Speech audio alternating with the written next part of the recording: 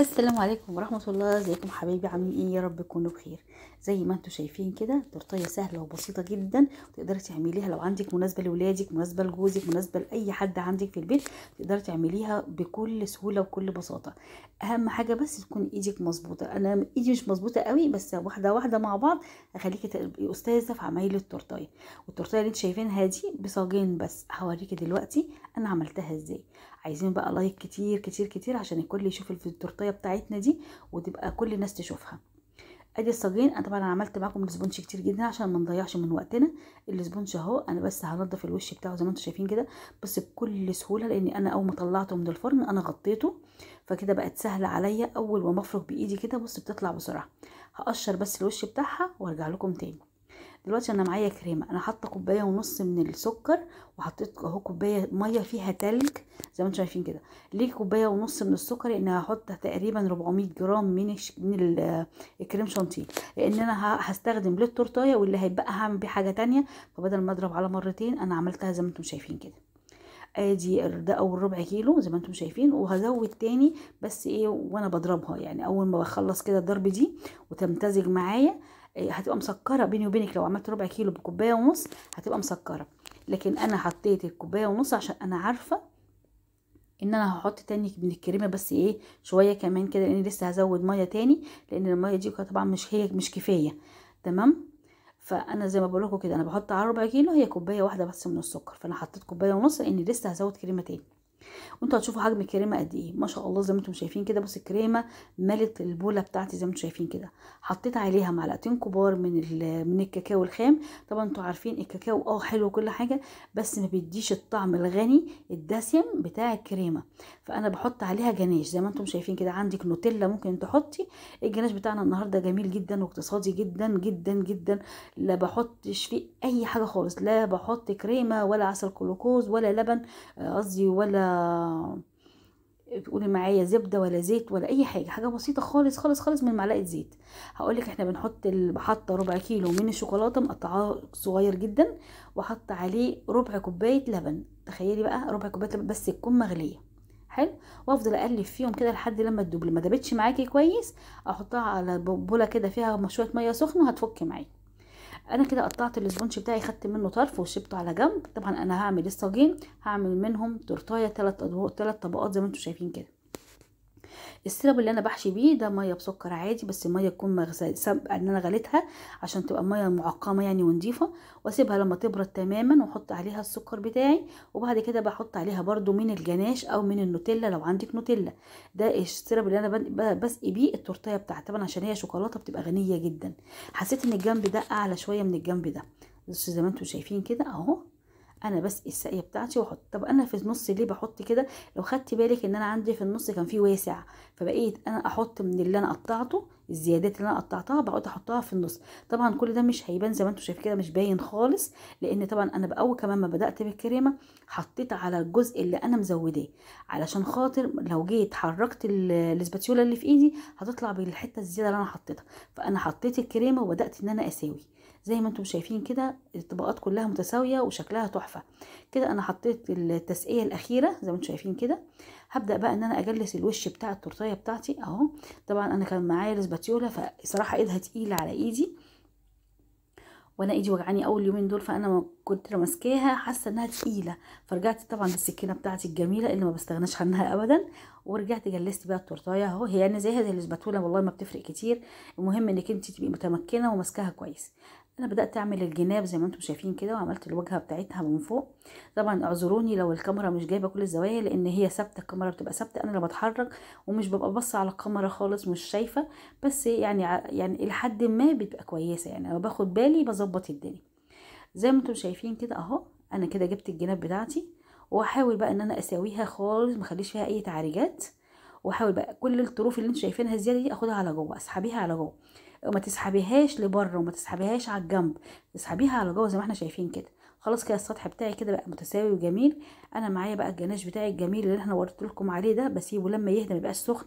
اوعي تحطيه يكون سخن. طبعا حطيت التورتيه بتاعتي حوالي ساعه او ساعه ونص في التلاجة، لحد بس ما شمعت شويه كده. طبعا هو الجو ساقع لوحده، بس برضو لازم تحط في التلاجة. وجيت كده بالمشط بتاع التورته، طبعا احنا كنا عارفينه اللي هي الاسباتيولا بس المشرشره، عملت بيها الجناب زي ما انتم شايفين كده. لو حابه ما تعمليهاش مفيش مشكله.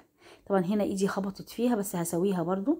هحاول احط كده واعمل دريبات خفيفه زي ما انتم شايفين كده، هفضل اعيد وازيد فيها بصراحه. ما بتغرقش معايا الدنيا وتبقى سهله خالص، وبتنزل احتياجاتي بس يعني بتنزلش كتير زي ما انا عايز. طبعا الشوكولاته بتسد معايا في الكيس، ده اللي بيخليها تقف معايا شويه، بس برجع ادوس عليها تاني وبترجع تشتغل معايا تاني. او زي ما انتم شايفين كده بتبقى ايه، في حته شوكولاته بتبقى ناشفه ولا حاجه، بتجمد فيها الجو ساقع، فهو ده اللي بيوقفها. هرجع بقى اعيد على الاطراف بتاعتي بحيث انها تبقى مستويه.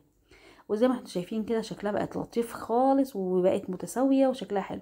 هبدا بقى اعمل اي وردات كده او اي فسطونات زي ما انتم شايفين كده بالقمع اهو.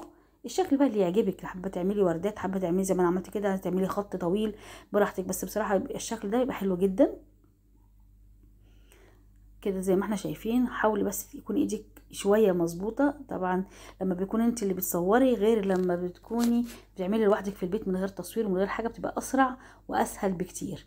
التصوير برضو بيوقفنا كتير في العمايل الحاجه، يعني الحاجه اللي هتعمليها في ساعة ممكن تعمليها في 3 ساعات. والله العظيم التصوير غير انك تعملي من غير تصوير خالص. هنا بقى المفروض ان انا كنت قسمتها برضو بالتساوي. انا برضو يعني انا ايدي مش ميزان خالص في التقسيم، بس المهم النتيجة يعني. المهم ان انا هنا هقسمها 4 زي ما انتم شايفين كده.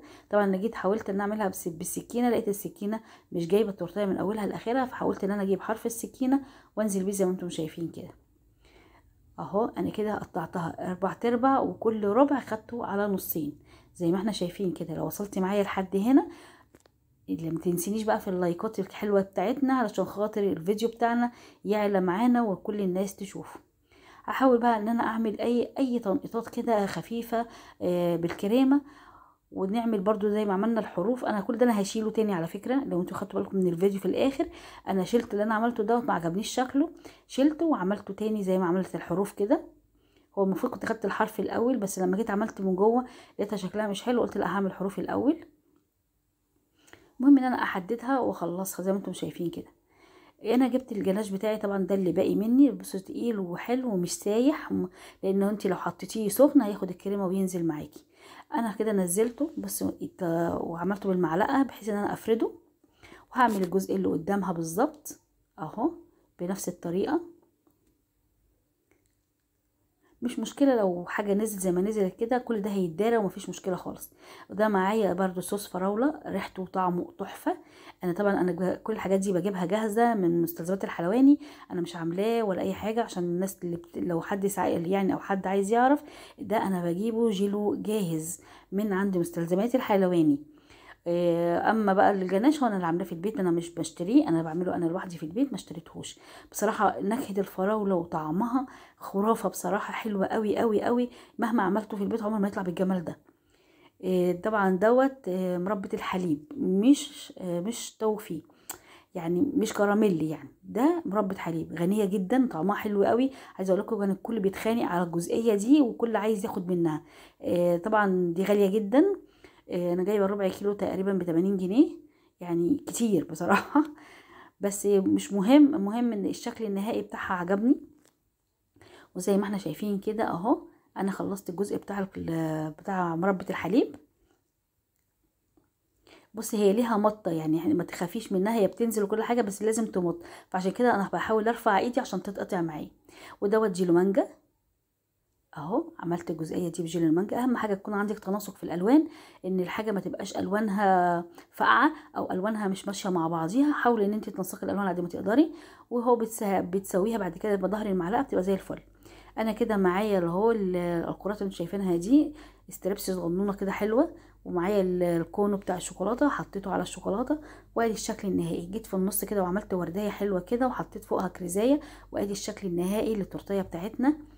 سهله وبسيطه جدا وتقدري تعمليها لوحدك في البيت، ما بتاخدش منك وقت، وما شاء الله تكفي وتزيد. يعني ممكن نبقى عندك مثلا 30 نفر ممكن ياكلوها بألف هنا. القطعه منها طبعا عشان عاليه جدا زي ما انتم شايفين، لا هتبقى حلوه في التقسيم جامد قوي، يعني هتكفي وهتفيض. ما شاء الله ما شاء الله كانت حكايه. طعمها حلو قوي والشكل خلى الناس كلها انبهرت، وكله بقى يسأل انت جايبينها من بره ولا عاملينها في البيت، من جمالها ومن شياكتها. وزي ما انتم شايفين اهو